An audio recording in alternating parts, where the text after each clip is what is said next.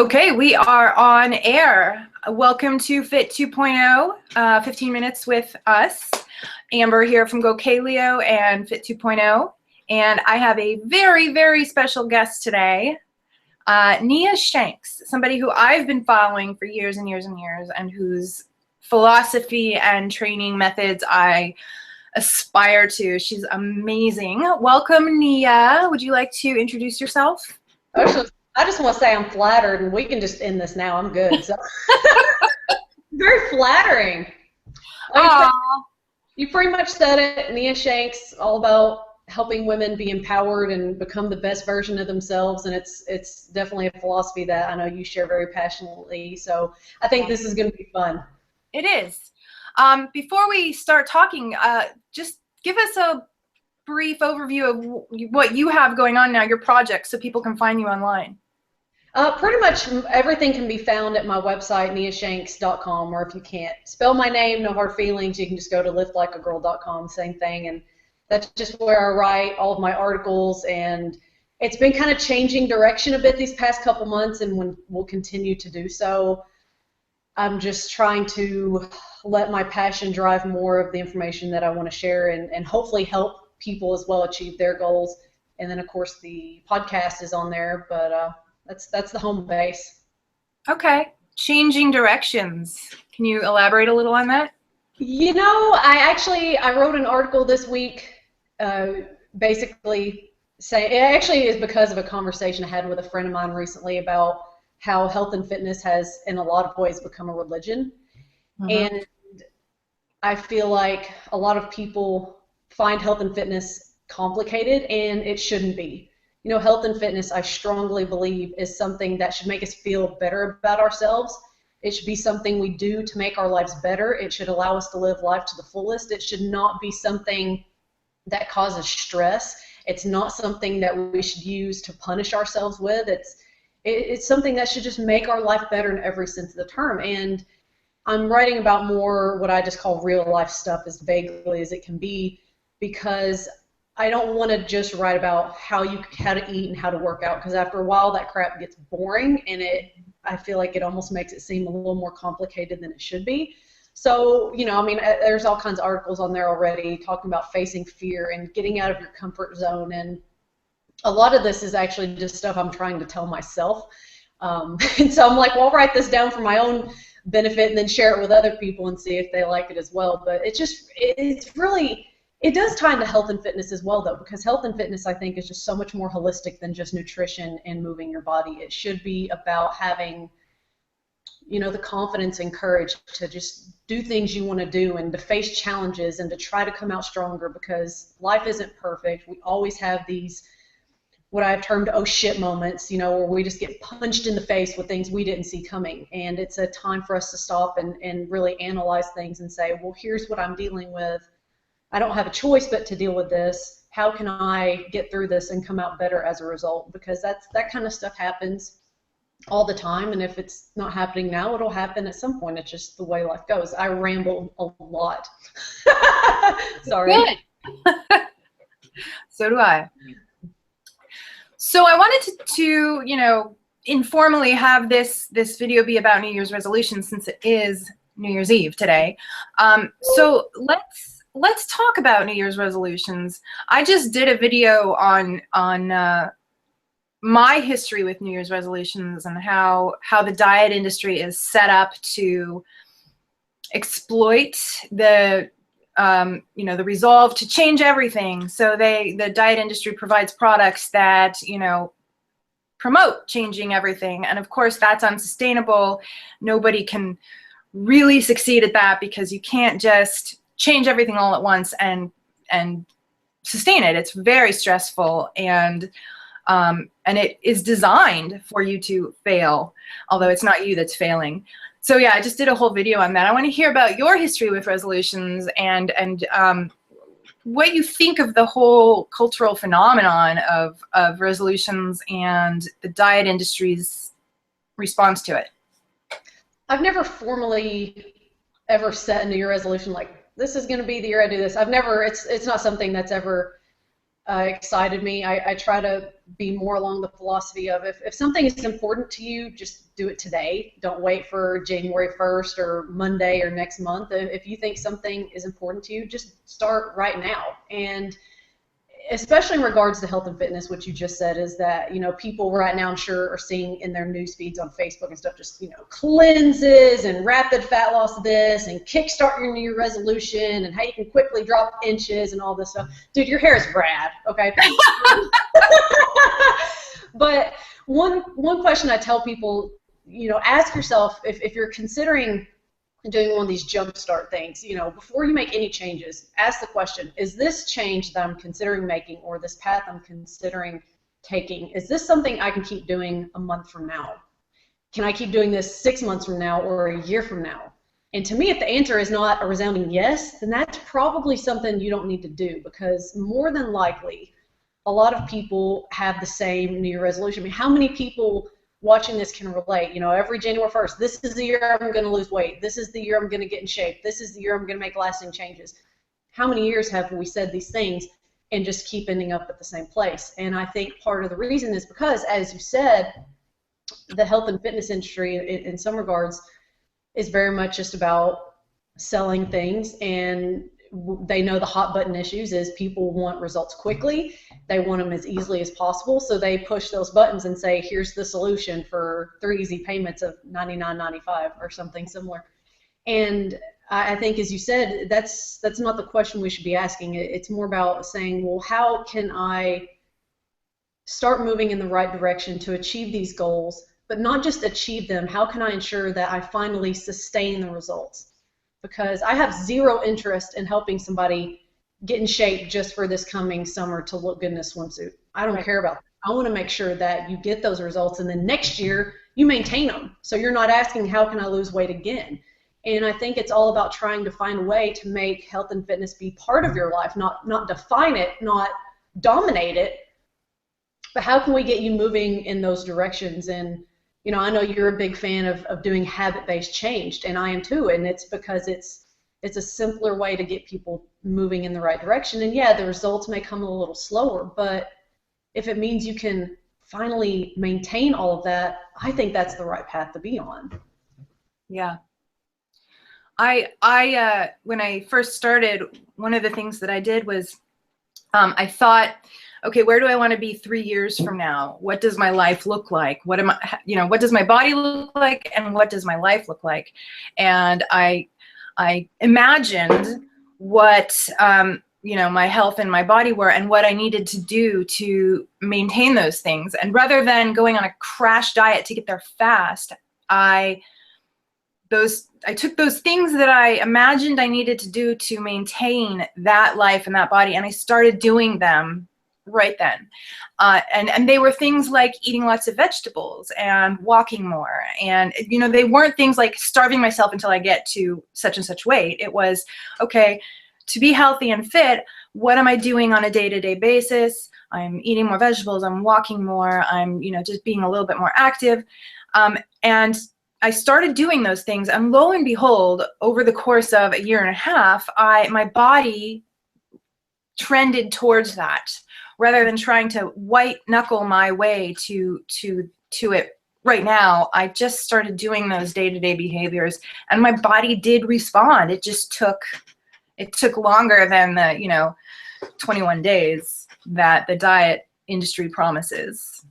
I agree, and I think the really important thing that you said, and something I really encourage people to really try to sort of, the mindset to try to adopt, is to not think about, so many people think, as we said, New Year's resolution, I'm going to lose weight, I'm going to finally fit in the old pair of jeans in my closet. They're dead set on that goal. That's what they're focusing on. They're like, I'll reach that goal and I'll be happy. Once I get there, I'll be happy. So I'll just gut through all this. When I get there, I'll finally be happy. You won't likely be happy at that point if that's what you're just hinging all of your hopes and dreams on. You need to find a way instead to say, well, where am I wanting to go? What am I wanting to get towards? What lifestyle am I wanting to have? And just take action today. And like you just said, it could be something as simple as committing to eating more vegetables on a daily basis and just going for a walk. Don't let your happiness revolve around a specific goal. Find a way to enjoy today. Find a way to do things that make you feel good about yourself today. It's not about trying to starve yourself and losing the weight as quickly as possible. It's about just being committed to the simple actions that you can repeat on a daily basis, to where that's the enjoyable part. You should feel good for making these changes. You should never feel bad. You should never hate yourself. You should never punish yourself with exercise. You should never punish yourself with diet foods or any of that crap. Commit to finding a way to making this process enjoyable. Yes. Yeah, that's something I see a lot of, is people using exercise as punishment for eating. And we see that a lot this time of year. You know, the ads say you were really bad over the holidays. You ate so much bad food. You're bad, but you can be good by going on this juice cleanse. It will cleanse you. And you said it's like a religion, and it really is. It's like, accept the Lord Jesus green juice cleanse, and wash of your sins, and you'll have eternal life and happiness.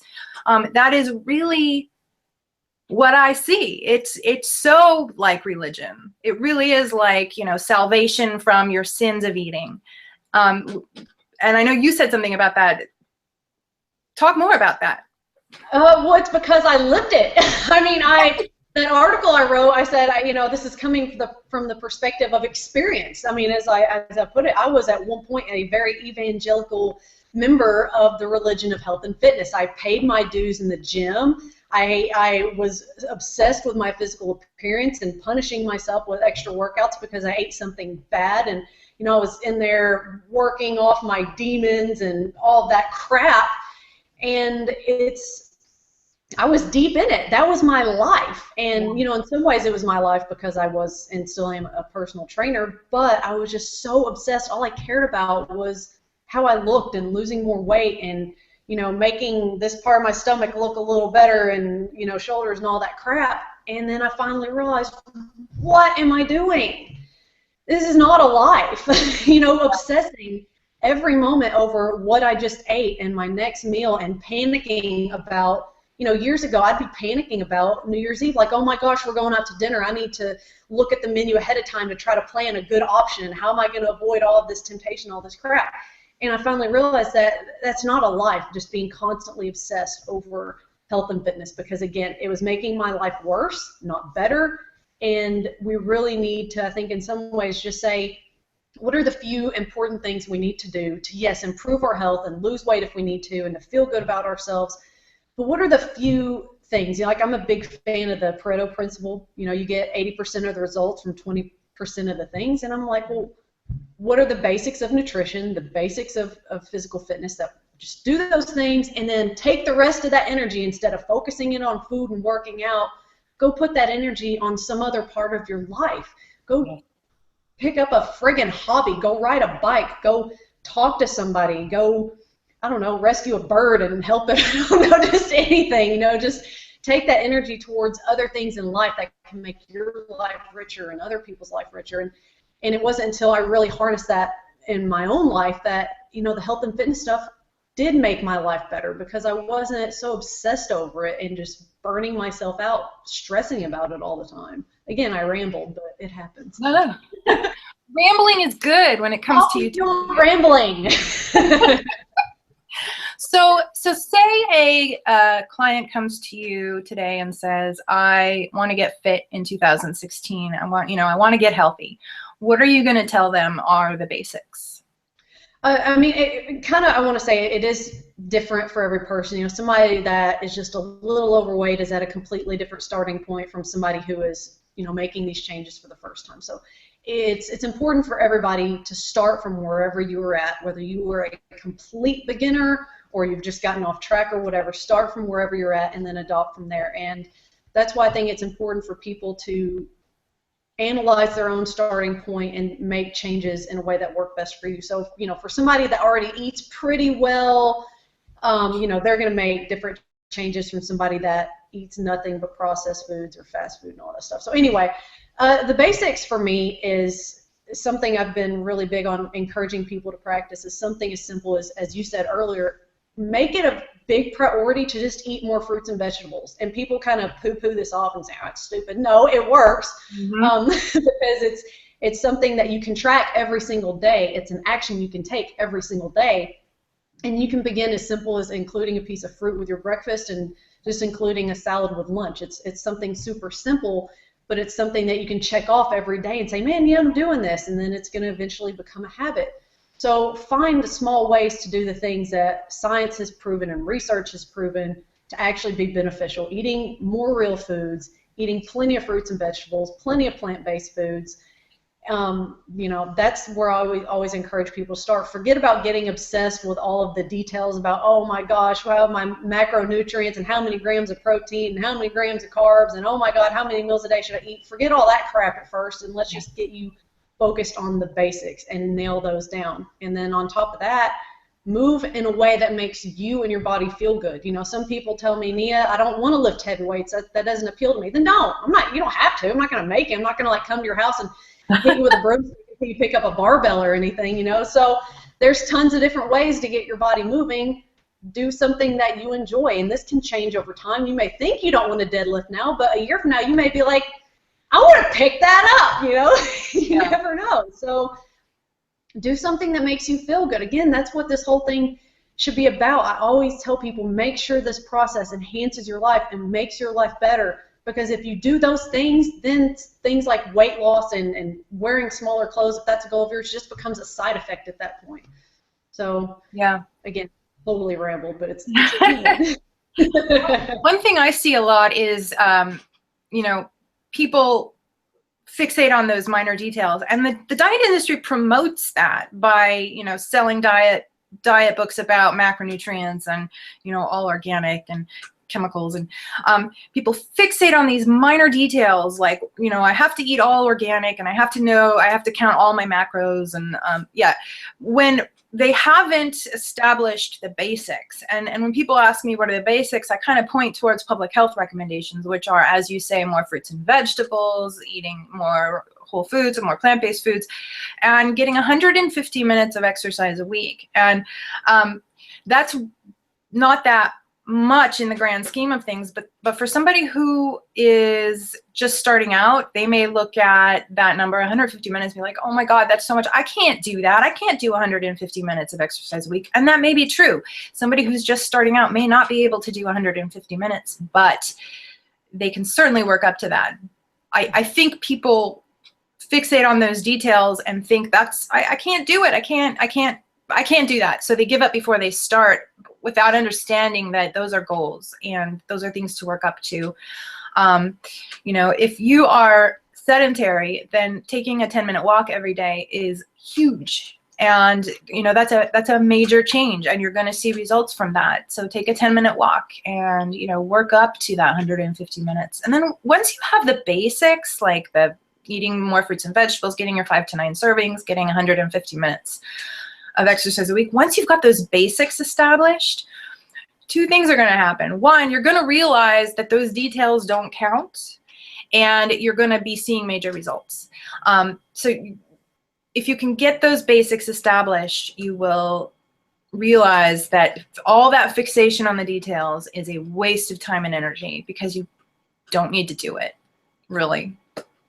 And once you've got the basics established, if you want to get more detail-oriented, you can, but people fixate on those details before they've got the basics established. And I try really hard to get people to zoom out and see, hey, eat more vegetables, take a walk, make sure you're getting 7 hours of sleep a night. And once you've got that down, then you can start worrying about details if you want, but you don't need to. I definitely agree, and I think part of the problem is that a lot of the diet industry, with a lot of the books, you know, the best-selling book that comes out, you know, we've been taught that we can't trust ourselves, that you're not smart enough to figure it out on your own, that if it was easy as eating mostly real foods, everybody would be lean, and, you know, you have to follow this protocol, and it's complicated, that's why I wrote this book, and here you go.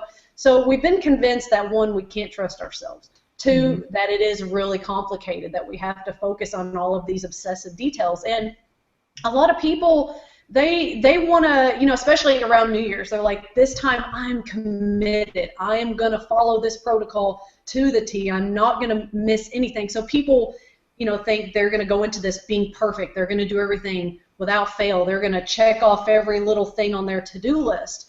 So, yeah, for a week they may do that, and then real life stuff happens, or you get sick, or whatever the hell, whatever, you're going to go off that plan, and then you're going to go, great, I screwed up, I can't do it again, another New Year resolution, I failed, I'm just going to quit. Why? Because they were trying to do all of this stuff at once, and the second they went off plan just a little, they throw their hands up in the air and go, there's no way I can get healthy. I can't do this for the rest of my life.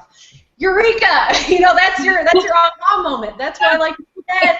Focus on the basics, because when you focus on the basics, you can have the flexibility of the real life stuff in place. And something I always ask my coaching clients, I say, if there was such a thing as the perfect fat loss diet, okay, if that actually existed and I had it and I gave you this perfect meal plan and said, do this every single day for a whole year straight, do not miss anything on this list and do not miss a workout.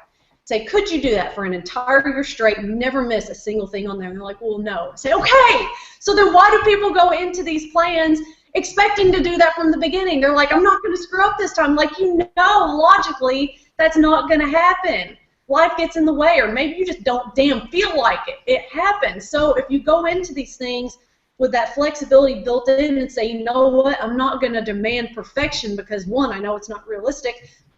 I'm just going to follow these basics and do the best I can, and realize, as you said earlier in this conversation, that you pull yourself out of it, look at the big picture and say, it's not just about this meal. It's not just about what I eat today. It's about doing the right things as often as I can over a longer period of time. That's what matters. And that's when you realize you don't have to obsess over those details, because you're doing the basics, the things that matter most. Damn, I should have drank less coffee. I'm like spinning over here. Yeah, I'm drinking coffee as we speak. It's good. That's great. Yes, spinning out on details never works out in the long term. It's all about consistency, patience, making good choices most of the time. Because when you're making mostly good choices, the occasional bad choice, although I hate to use good and bad, is just it's gonna be balanced out by all those good choices. And I tell people, if you zoom out and look at your progress over time, you'll see that time you ate a whole bucket of popcorn when you were watching Star Wars balanced out. It didn't matter. It didn't hurt you. But people will fixate on minor failures and think, oh my God, I've ruined it all. I'm just gonna quit. And I see that so much. And of course, I did that. I couldn't. Hell yeah, girl. What was that? Oh, I just said hell yeah. Couldn't stick to the perfect diet, and so I am a failure. And that, like I said earlier, that's what the diet industry is designed to do. It's designed to make you feel like a failure, and it's designed to make you fail at the diets, because if you succeed, you won't be a customer anymore. They have to build in failure so that you keep coming back and keep coming back. So I, with my clients like you, totally focus on habits and one thing at a time, and slow, patient, moderation, balance, zoom out, big picture. That's what our habit project is all about, and I know that's how you work with your clients, and really that's what Fit 2.0 is all about, and what we're trying to spread to the masses. And I actually think it's working. Women's Health magazine stopped doing their 2 sizes in a month. They actually posted, we're not going to do this anymore. Really? Yeah. They said, we're not going to be doing this 2 sizes in a month thing anymore because we don't believe in it. It's it's not sustainable. Michelle posted it. Michelle from just Disruptive Diet and Fit 2.0. So I may be misrepresenting what they said a little, but that was kind of the gist of it. Is we're not going to do this anymore. And Women's Health magazine, which is right. I mean, it's amazing. And then I saw something else on Huffington Post or something just recently. I wish I could remember. But I feel like it's really starting to catch on mainstream, and more mainstream publications are starting to see the fallacy in perfect diets and perfect workout routines and, you know, change everything. Yeah, although, you know, the fad diet gurus, the, you know, all organic, no chemicals are still huge. We've